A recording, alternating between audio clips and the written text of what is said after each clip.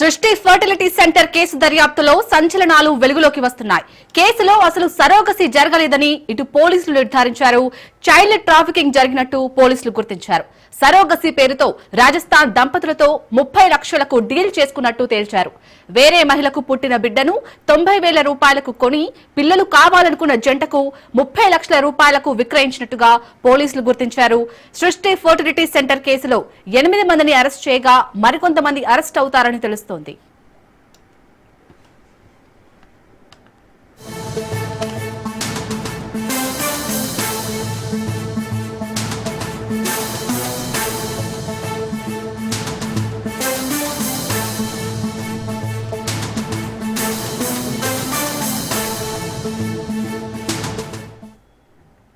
సృష్టి కేసులో గాంధీ ఆసుపత్రి వైద్యుడికి లింకులు ఉన్నాయి.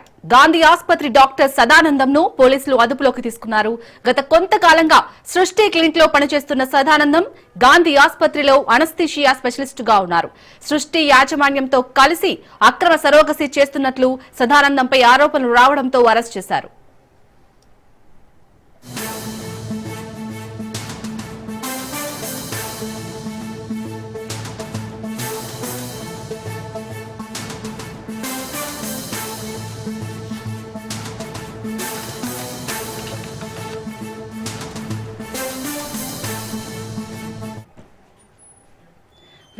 ఇక సృష్టి కేసులోని కీలక విషయాలకు సంబంధించి మరిన్ని అప్డేట్స్ మా ప్రతినిధి రత్నకుమార్ అందిస్తారు. రత్న, నిన్నటి వరకు మనం సరోగసి జరిగింది అనుకున్నాం ఈ కేసులో, కానీ సరోగసియే జరగలేదు, అసలు చైల్డ్ ట్రాఫికింగ్ జరిగిందని చెప్తున్నారంటూ పోలీసులు. సో ఇప్పటి వరకు ఇంకా ఎలాంటి విషయాలు బయటకు వచ్చాయి? మరి ఇలాంటి ఫర్టిలిటీ సెంటర్స్ పై ఇప్పటికైనా వైద్య శాఖ అధికారులు దృష్టి పెట్టే ఛాన్స్ ఉందా? ఇలాంటి వాటికి అసలు లైసెన్సే రద్దు చేయడం కానీ? వాస్తవానికి సృష్టి టెస్ట్ బేబీ సెంటర్ కు సంబంధించి సెంటర్ యొక్క రిజిస్ట్రేషన్స్ అనేవి వరకు ఉన్నటువంటి లైసెన్స్లు అనేవి కూడా మొత్తం 2021లోనే అవన్నీ క్యాన్సిల్ అవడం జరిగింది. వాటి యొక్క ఎక్స్పైరీ డేట్ అనేది కూడా కంప్లీట్ అయింది. కానీ ఆ తర్వాత గుట్టు చప్పుడు కాకుండా 2021 నుంచి దాదాపు 4 సంవత్సరాల పాటు వీళ్ళు ఒక అపార్ట్మెంట్ లో నిర్వాహకురాలు నమ్రతకి ఉన్నటువంటి అపార్ట్మెంట్ లోనే కార్యకలాపాలను నిర్వహిస్తూ ఉన్నారు.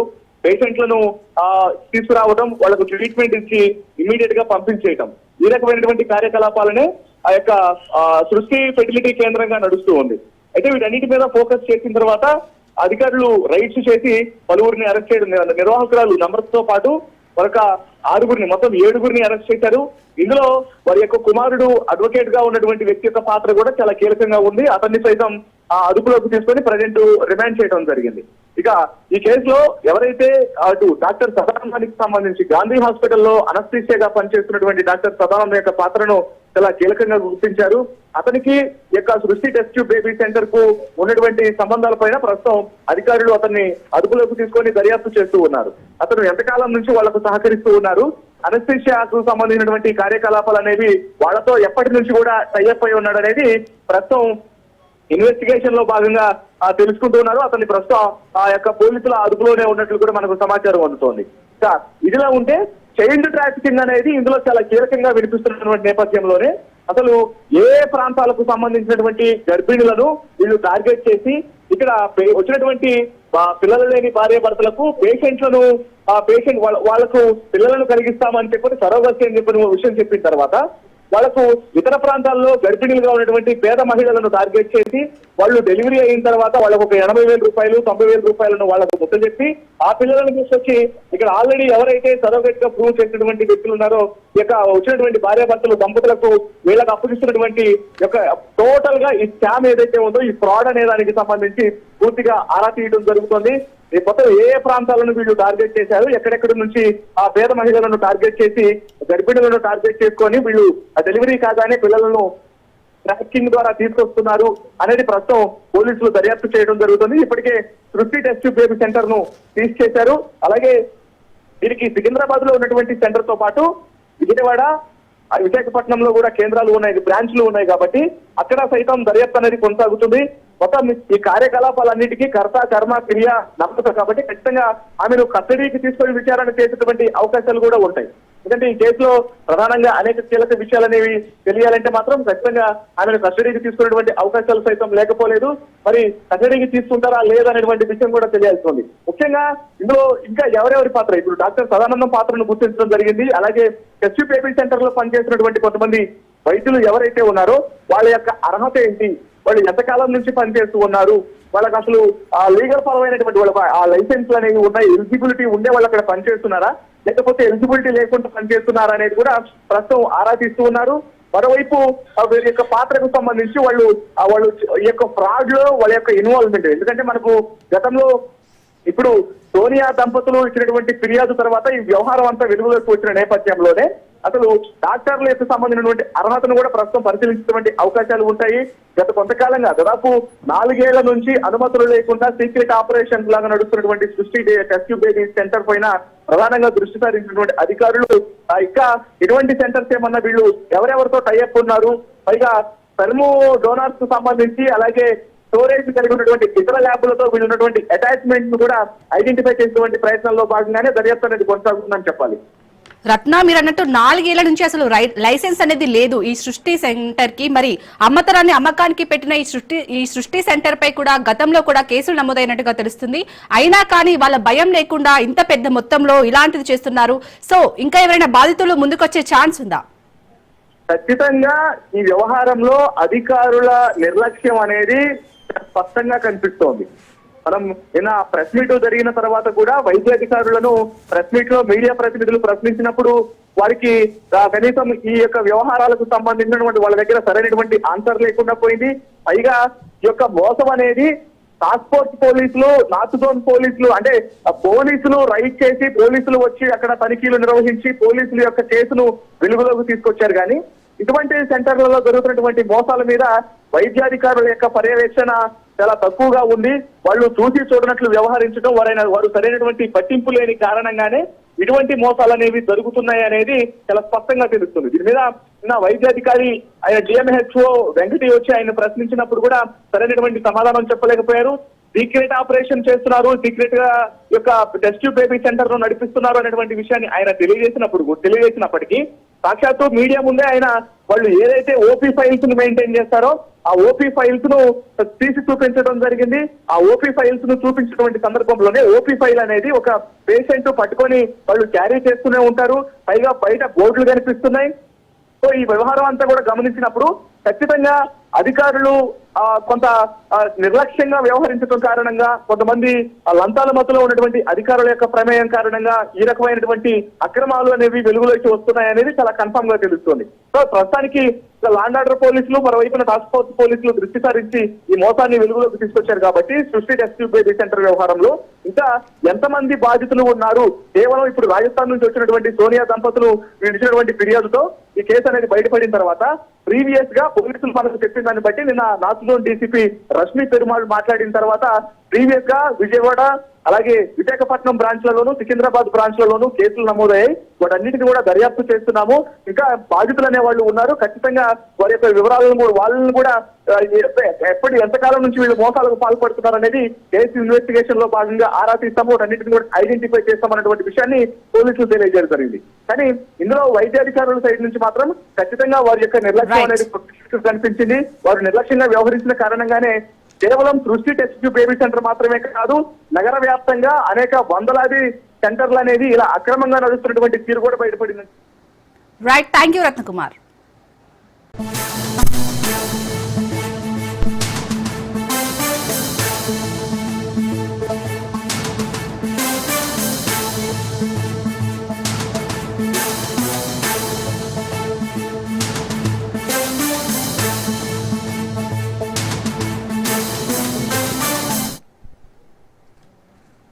ఇవాళ తెలంగాణ కేబినెట్ కీలక సమావేశం జరగనుంది.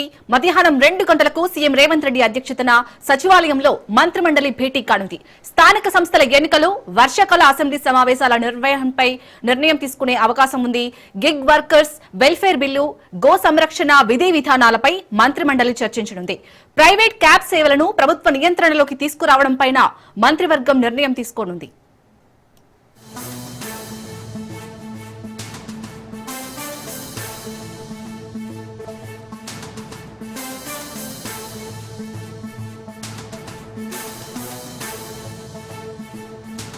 కులగణన, రేషన్ కార్డుల పంపిణీ, యూరియా నిల్వలు, సాగునీటి ప్రాజెక్టులపై కేబినెట్ భేటీలో చర్చించనున్నారు. కాళేశ్వరంపై నివేదిక అందితే దానిపైన చర్చించే అవకాశం ఉన్నట్లు తెలుస్తోంది. సాగునీటి ప్రాజెక్టుల అంచనాల పెంపుపై చర్చించి నిర్ణయం తీసుకునే అవకాశం ఉంది. నూతన ప్రభుత్వ జూనియర్ కళాశాలలకు అవసరమైన పోస్టుల మంజూరుకు మంత్రిమండలి ఆమోదం తెలపనుంది.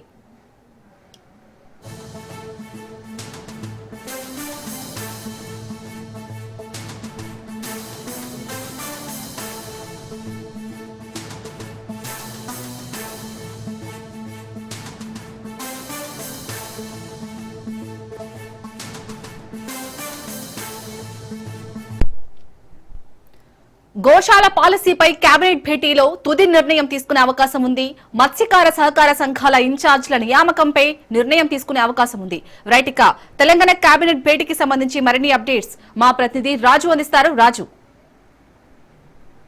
ఈ రోజు మధ్యాహ్నం 2 గంటలకు రాష్ట్ర సచివాలయంలో కేబినెట్ సమావేశం జరగబోతోంది. సీఎం రేవంత్ రెడ్డి అధ్యక్షతన ఈ సమావేశం జరగబోతోంది. ప్రధానంగా స్థానిక సంస్థల ఎన్నికలపై ఈ సమావేశంలో చర్చించే అవకాశం కల్పిస్తా ఉంది. స్థానిక సంస్థల ఎన్నికలు, అసెంబ్లీ వర్షాకాల సమావేశాలపై ఈ రోజు జరిగే సమావేశంలో కీలక నిర్ణయం తీసుకోబోతా ఉన్నారని చెప్పేసి తెలుస్తా ఉంది. అదేవిధంగా వీటితో పాటు ఇతర ఏవైతే గిగ్ వర్కర్ల కోసం ప్రత్యేకంగా ఏదైతే వెల్ఫేర్ బిల్లు తీసుకొస్తామని చెప్పి ప్రభుత్వం ఇటీవల ప్రకటించింది. దీనికి సంబంధించి విధి విధానాలు ఏ విధంగా ఉండాలనే దానిపై కూడా కేబినెట్ సమావేశంలో చర్చించి ఒక నిర్ణయం కూడా తీసుకోబోతా ఉన్నారు. ఇక దీంతో పాటు గో సంరక్షణకు సంబంధించి రాష్ట్రంలో గోశాలల ఏర్పాటుకు సంబంధించి విధి విధానాలు ఏ విధంగా ఉండాలన్న దానిపై కూడా గత కేబినెట్ లో చర్చ అనేది గత కేబినెట్ లో చర్చించాల్సి ఉన్నప్పటికీ దాన్ని ఈ కేబినెట్ లో చర్చించి ఒక నిర్ణయం కూడా తీసుకోబోతా ఉన్నట్లు కూడా తెలుస్తా ఉంది. ఇక రేషన్ కార్డుల పంపిణీపై ప్రధానంగా చర్చించబోతా ఉన్నారు. రాష్ట్రంలో రేషన్ కార్డుల పంపిణీ ఇప్పటికే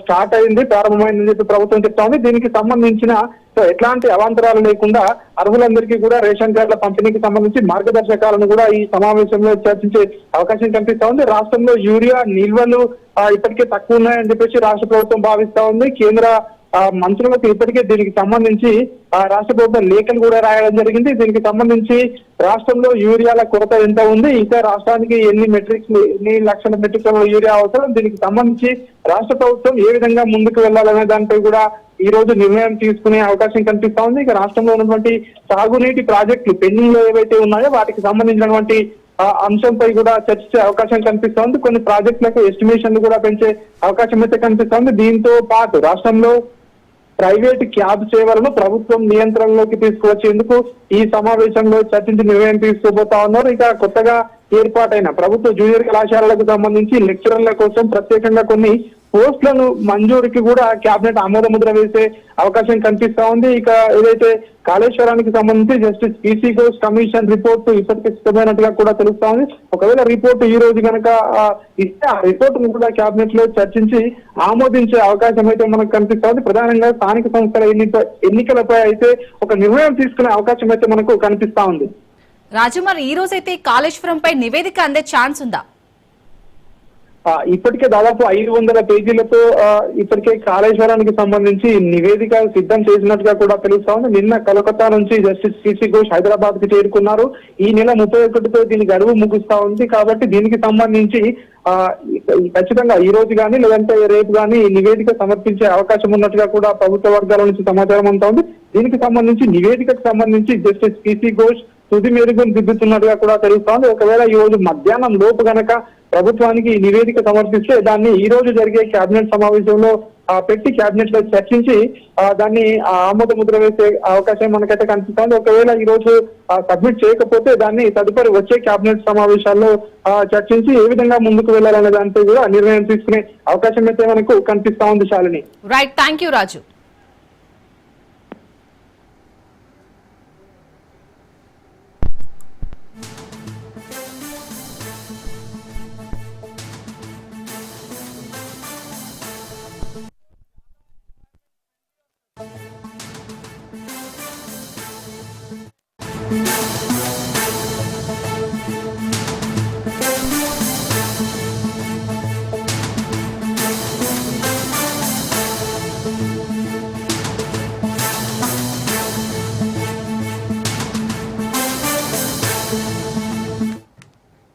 ఇవాల్టి నుంచి మావోయిస్టు అమరవీరుల వారోత్సవాలు జరగనున్నాయి.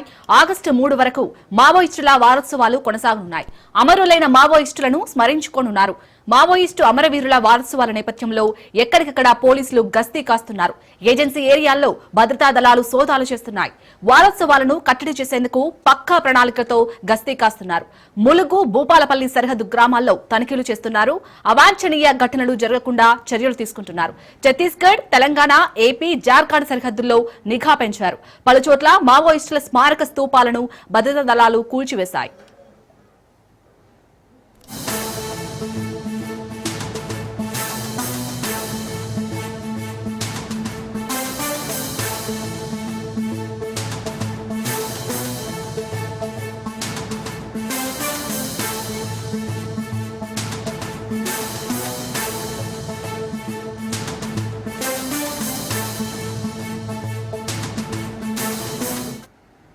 ఇవాల్టి నుంచి మావోయిస్టు అమరవీరుల వారోత్సవాలు జరగనున్నాయి. ఆగస్టు 3 వరకు ఈ మావోయిస్టుల వారోత్సవాలు జరగనున్నాయి. అమరులైన మావోయిస్టులను స్మరించుకోనున్నారు. మావోయిస్టు అమరవీరుల వారోత్సవాల నేపథ్యంలో ఎక్కడికక్కడ పోలీసులు గస్తీ కాస్తున్నారు. ఏజెన్సీ ఏరియాల్లో భద్రతా దళాలు సోదాలు చేస్తున్నాయి. వారోత్సవాలను కట్టడి చేసేందుకు పక్కా ప్రణాళికతో గస్తీ కాస్తున్నారు. ములుగు, భూపాలపల్లి సరిహద్దు గ్రామాల్లో తనిఖీలు చేస్తున్నారు. అవాంఛనీయ ఘటనలు జరగకుండా చర్యలు తీసుకుంటున్నారు. ఛత్తీస్గఢ్, తెలంగాణ, ఏపీ, జార్ఖండ్ సరిహద్దుల్లో నిఘా పెంచారు. పలుచోట్ల మావోయిస్టుల స్మారక స్తూపాలను భద్రతా దళాలు కూల్చివేశాయి.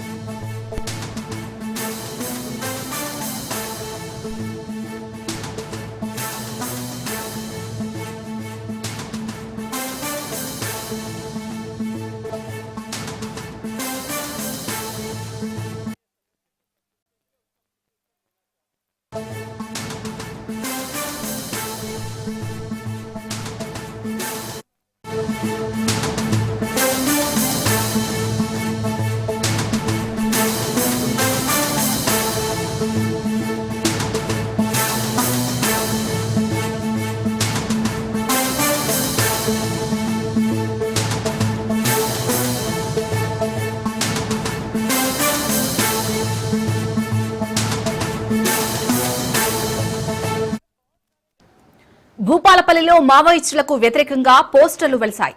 ముకునూరు, నీలంపల్లి, బూరిగూడెం, సర్వాయిపేట గ్రామాల్లో పోస్టర్లు వెలిశాయి. మావోయిస్టు అగ్రనేతలు కాలం చెల్లిన సిద్ధాంతాలు వీడి జనజీవన విధానంలో కలవాలంటూ పోస్టర్లను ఏర్పాటు చేశారు. మావోయిస్టులు వారి మేధస్సును ప్రజల అభివృద్ధికి ఉపయోగించాలని మావోయిస్టు ఆత్మ పరిరక్షణ ప్రజా ఫ్రంట్ పోస్టర్లు పేరిట పోస్టర్లు వెలియడం కలకలం రేపుతోంది. ఇవాల్టి నుంచి మావోయిస్టు వారోత్సవాలు జరుగుతున్న నేపథ్యంలో వారికి వ్యతిరేకంగా ఏజెన్సీ ఏరియాల్లో పోస్టర్లు ఏర్పాటు చేయడం సంచలనంగా మారింది.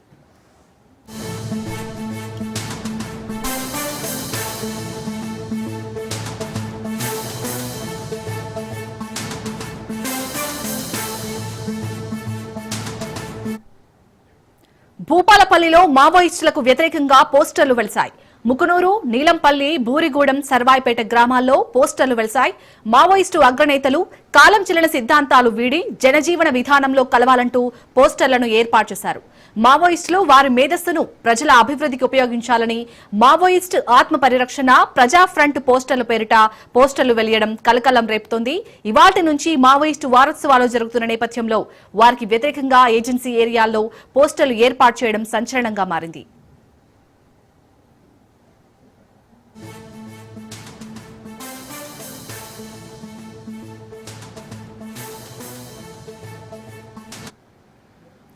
రైట్, ఇక ఇటు భూపాలపల్లిలో అయితే మావోయిస్టులకు వ్యతిరేకంగా పోస్టర్లు వెలిశాయి. దీనికి సంబంధించి పూర్తి అప్డేట్స్ మా ప్రతినిధి చంద్రశేఖర్ అందిస్తారు. చంద్రశేఖర్.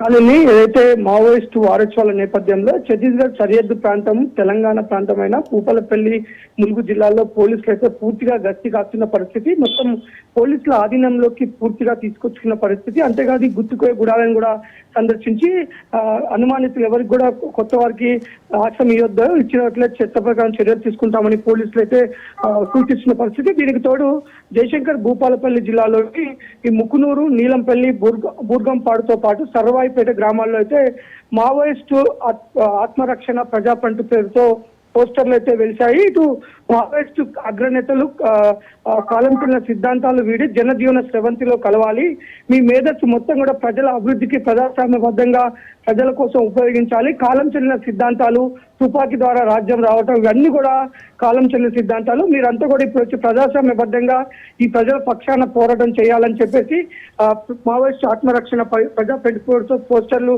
ఏర్పడటం మొత్తం కూడా చర్చనీయాంశమైందని చెప్పుకోవచ్చు. అంతేకాదు ఇటు చూసుకున్నట్టయితే చెర్ల, ఇటు వెంకటాపురం, ములుగు సరిహద్దు ప్రాంతమైన చెర్లలో కూడా ఇటు మావోయిస్టులకు అనుకూలంగా కొత్తగూడెం సమీపంలో అయితే ఇటు బ్యానర్లు, కొన్ని పోస్టర్లు, కొన్ని కరపత్రాలు అయితే వచ్చాయి. ఆపరేషన్ కగార్ కి వ్యతిరేకంగా ప్రజా ఉద్యమాల ద్వారా ఆపరేషన్ కగార్ ని వ్యతిరేకిద్దాం, మావోయిస్టులు నిర్మిస్తున్న ఒక వారోత్సవాలకి ప్రజల మద్దతు ఇవ్వాలని చెప్పేసి ఇటు మావోయిస్టులకు అనుకూలంగా కూడా ఇటు బ్యానర్లు రావటం, మొత్తం కూడా ఏజెన్సీ ప్రాంతం అంతా కూడా కొంత ఉద్రిక్త వాతావరణం, భయాందోళన అయితే చోటు చేసుకుంది.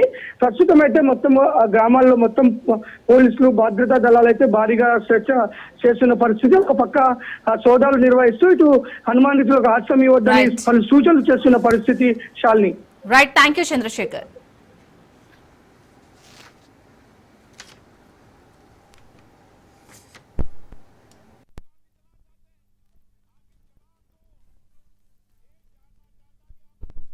పార్లమెంట్ ఉభయ సభలు ప్రారంభమయ్యాయి.